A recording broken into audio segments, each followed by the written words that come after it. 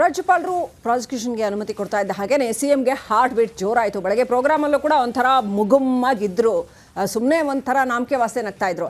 ಆದರೆ ಈಗ ಮುಂದೇನಾಗತ್ತೆ, ಲೀಗಲಿ ಏನಾಗುತ್ತೆ, ಪೊಲಿಟಿಕಲಿ ಏನಾಗುತ್ತೆ, ಹೀಗೆ ಮಾರಲಿ ಏನು ಮಾಡ್ತಾರೆ, ಸಿಎಂ ರಿಸೈನ್ ಮಾಡ್ತಾರಾ ಇಲ್ವಾ, ಚರ್ಚೆ ರಾಜಕೀಯ ವಲಯದಲ್ಲೇ ಸಿಕ್ಕಾಪಟ್ಟೆ ಜೋರಾಗಿದೆ.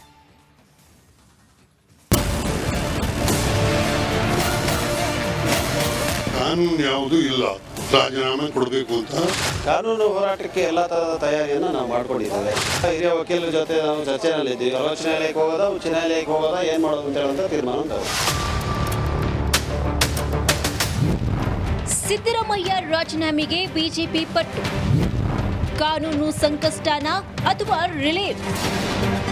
ಮೂಡಾ ಸೈಟ್ ಹಂಚಿಕೆ ಹಗರಣದ ಸುಳಿಗೆ ಸಿಲುಕಿ ನಾಡಿನ ದೊರೆ ಸಿದ್ದರಾಮಯ್ಯ ವಿಲವಿಲ ಅಂತಿದ್ದಾರೆ. ಕಾನೂನು ಕುಣಿಕೆಯಿಂದ ಪಾರಾಗುವ ಬಗ್ಗೆ ಚಿಂತೆ ಮಾಡ್ತಿದ್ದಾರೆ. ರಾಜೀನಾಮೆ ವ್ಯೂಹದಿಂದ ತಪ್ಪಿಸಿಕೊಳ್ಳಲು ಸಹೋದ್ಯೋಗಿಗಳ ಜೊತೆ ಚರ್ಚಿಸುತ್ತಿದ್ದಾರೆ. ಕಾನೂನು ಸಲಹೆಗಾರರು ಕೂಡ ಈ ಬಗ್ಗೆ ಮಾತನಾಡಿದ್ದಾರೆ.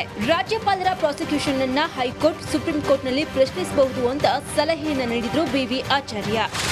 ಗವರ್ನರ್ನ ಸ್ಯಾಂಕ್ಷನ್ ಆರ್ಡರ್ ಏನಿದೆ ಚಾಲೆಂಜ್ ಮಾಡಲಿಕ್ಕೆ ಅನುಕೂಲ ಇರೋದು ಕಾನೂನು ಪ್ರಕಾರ only before the High Court or Supreme court.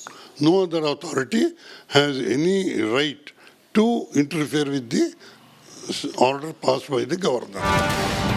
ರಾಜ್ಯಪಾಲರು ಪ್ರಾಸಿಕ್ಯೂಷನ್ಗೆ ಅನುಮತಿಯನ್ನ ಕೊಟ್ಟಿದ್ದಲ್ಲ, ಹಗರಣ ಸಂಬಂಧ ತನಿಖೆಗಾಗಿ ಅನುಮತಿಯನ್ನ ಕೊಟ್ಟಿದ್ದಾರೆ ಅಂತ ರಿಪಬ್ಲಿಕ್ ಕನ್ನಡಕ್ಕೆ ಹಿರಿಯ ವಕೀಲ ಬಿವಿ ಆಚಾರ್ಯ ಪ್ರತಿಕ್ರಿಯಿಸಿದ್ದಾರೆ.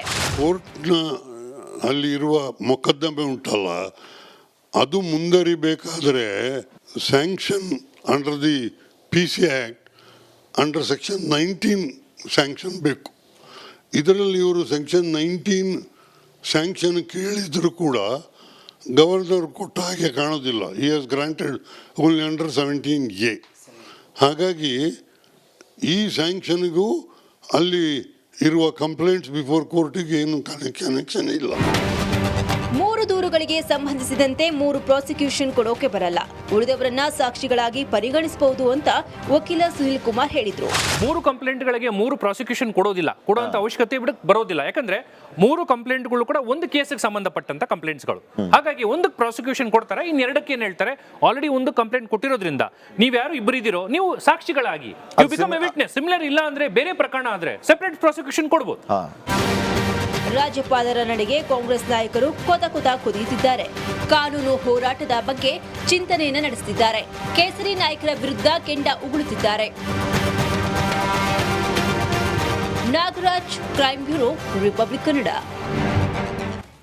ರಾಜ್ಯಪಾಲರು ಪ್ರಾಸಿಕ್ಯೂಷನ್ಗೆ ಅನುಮತಿ ಕೊಡ್ತಾ ಇದ್ದ ಹಾಗೇನೆ ಸಿಎಂಗೆ ಹಾರ್ಟ್ ಬೀಟ್ ಜೋರಾಯಿತು. ಬೆಳಗ್ಗೆ ಪ್ರೋಗ್ರಾಮಲ್ಲೂ ಕೂಡ ಒಂಥರ ಮುಗುಮ್ಮಾಗಿದ್ರು, ಸುಮ್ಮನೆ ಒಂಥರ ನಾಮಕೆ ವಾಸೆ ನಗ್ತಾ ಇದ್ರು.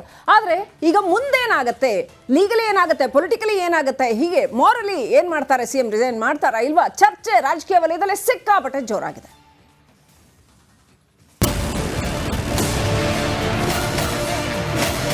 ಕಾನೂನು ಯಾವುದೂ ಇಲ್ಲ, ರಾಜೀನಾಮೆ ಕೊಡಬೇಕು ಅಂತ ಕಾನೂನು ಹೋರಾಟಕ್ಕೆ ಎಲ್ಲ ತರಹದ ತಯಾರಿಯನ್ನು ನಾವು ಮಾಡ್ಕೊಂಡಿದ್ದೇವೆ. ಹಿರಿಯ ವಕೀಲರ ಜೊತೆ ನಾವು ಚರ್ಚೆನಲ್ಲಿದ್ದೀವಿ. ಸರ್ವೋಚ್ಚ ನ್ಯಾಯಾಲಯಕ್ಕೆ ಹೋಗೋದಾ, ಉಚ್ಚ ನ್ಯಾಯಾಲಯಕ್ಕೆ ಹೋಗೋದಾ, ಏನು ಮಾಡೋದು ಅಂತ ಹೇಳುವಂಥ ತೀರ್ಮಾನ ಉಂಟಾಗಿದೆ. ಸಿದ್ದರಾಮಯ್ಯ ರಾಜೀನಾಮೆಗೆ ಬಿಜೆಪಿ ಪಟ್ಟು, ಕಾನೂನು ಸಂಕಷ್ಟನ ಅಥವಾ ರಿಲೀಫ್? ಮೂಡಾ ಸೈಟ್ ಹಂಚಿಕೆ ಹಗರಣದ ಸುಳಿಗೆ ಸಿಲುಕಿ ನಾಡಿನ ದೊರೆ ಸಿದ್ದರಾಮಯ್ಯ ವಿಲವಿಲ ಅಂತಿದ್ದಾರೆ. ಕಾನೂನು ಕುಣಿಕೆಯಿಂದ ಪಾರಾಗುವ ಬಗ್ಗೆ ಚಿಂತೆ ಮಾಡ್ತಿದ್ದಾರೆ. ರಾಜೀನಾಮೆ ವ್ಯೂಹದಿಂದ ತಪ್ಪಿಸಿಕೊಳ್ಳಲು ಸಹೋದ್ಯೋಗಿಗಳ ಜೊತೆ ಚರ್ಚಿಸುತ್ತಿದ್ದಾರೆ. ಕಾನೂನು ಸಲಹೆಗಾರರು ಕೂಡ ಈ ಬಗ್ಗೆ ಮಾತನಾಡಿದ್ದಾರೆ. ರಾಜ್ಯಪಾಲರ ಪ್ರಾಸಿಕ್ಯೂಷನ್ ಅನ್ನ ಹೈಕೋರ್ಟ್, ಸುಪ್ರೀಂ ಕೋರ್ಟ್ನಲ್ಲಿ ಪ್ರಶ್ನಿಸಬಹುದು ಅಂತ ಸಲಹೆಯನ್ನ ನೀಡಿದ್ರು ಬಿವಿ ಆಚಾರ್ಯ. ಗವರ್ನರ್ನ ಸ್ಯಾಂಕ್ಷನ್ ಆರ್ಡರ್ ಏನಿದೆ ಚಾಲೆಂಜ್ ಮಾಡಲಿಕ್ಕೆ ಅನುಕೂಲ ಇರೋದು ಕಾನೂನು ಪ್ರಕಾರ only before the High Court or Supreme Court. No other authority has any right to interfere with the order pass by the governor. ರಾಜ್ಯಪಾಲರು ಪ್ರಾಸಿಕ್ಯೂಷನ್ಗೆ ಅನುಮತಿಯನ್ನ ಕೊಟ್ಟಿದ್ದಲ್ಲ, ಹಗರಣ ಸಂಬಂಧ ತನಿಖೆಗಾಗಿ ಅನುಮತಿಯನ್ನ ಕೊಟ್ಟಿದ್ದಾರೆ ಅಂತ ರಿಪಬ್ಲಿಕ್ ಕನ್ನಡಕ್ಕೆ ಹಿರಿಯ ವಕೀಲ ಬಿವಿ ಆಚಾರ್ಯ ಪ್ರತಿಕ್ರಿಯಿಸಿದ್ದಾರೆ. ಕೋರ್ಟ್ನ ಅಲ್ಲಿ ಇರುವ ಮೊಕದ್ದಮೆ ಉಂಟಲ್ಲ, ಅದು ಮುಂದರಿಬೇಕಾದರೆ sanction under the PC act under section 19 sanction ಬೇಕು. ಇದರಲ್ಲಿ ಇವರು ಸೆಕ್ಷನ್ 19 ಸ್ಯಾಂಕ್ಷನ್ ಕೇಳಿದರೂ ಕೂಡ ಗವರ್ನರ್ ಕೊಟ್ಟ ಹಾಗೆ ಕಾಣೋದಿಲ್ಲ. ಈ has granted only under 17A.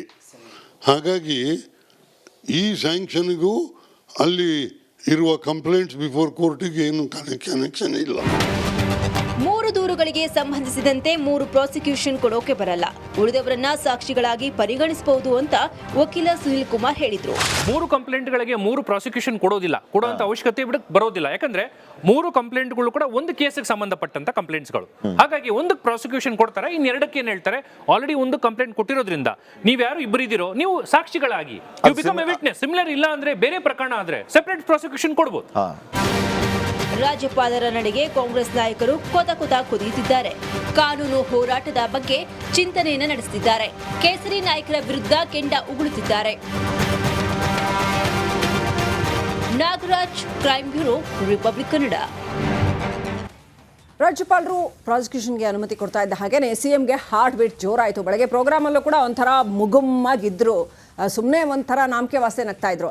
ಆದರೆ ಈಗ ಮುಂದೇನಾಗತ್ತೆ, ಲೀಗಲಿ ಏನಾಗುತ್ತೆ, ಪೊಲಿಟಿಕಲಿ ಏನಾಗುತ್ತೆ, ಹೀಗೆ ಮಾರಲಿ ಏನು ಮಾಡ್ತಾರೆ, ಸಿಎಂ ರಿಸೈನ್ ಮಾಡ್ತಾರಾ ಇಲ್ವಾ, ಚರ್ಚೆ ರಾಜಕೀಯ ವಲಯದಲ್ಲಿ ಸಿಕ್ಕಾಪಟ್ಟೆ ಜೋರಾಗಿದೆ.